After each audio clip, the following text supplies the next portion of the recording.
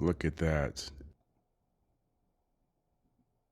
Okay, so first thing we're going to do is melt a half stick of butter. Then after we melt the butter, we're going to next let it cool.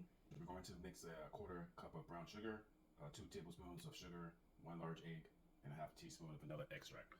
We're going to wait until the butter cools down because when we put the egg in with the butter, we don't want the egg to cook because it'll be too hot.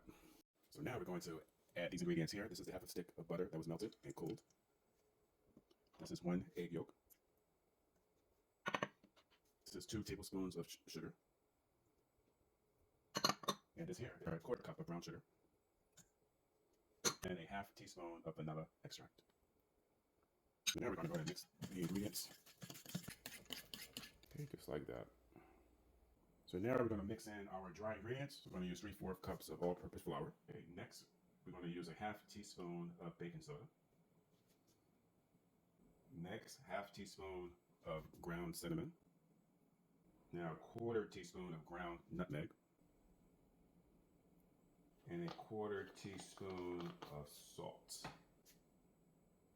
We're going to now go ahead and whisk the dry ingredients. So now it's time to mix in our wet ingredients into the dry ingredients.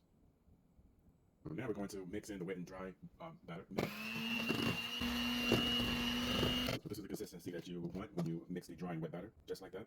So now we're going to sprinkle in the carrots.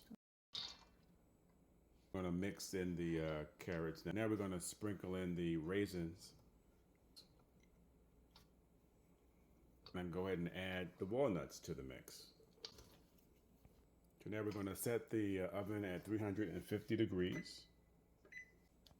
We're going to get our baking sheet and get some parchment paper.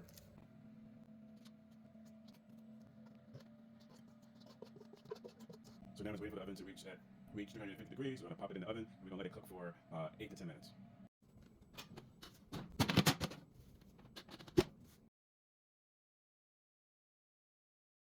Well, here they go. After 10 minutes in the oven, they're complete.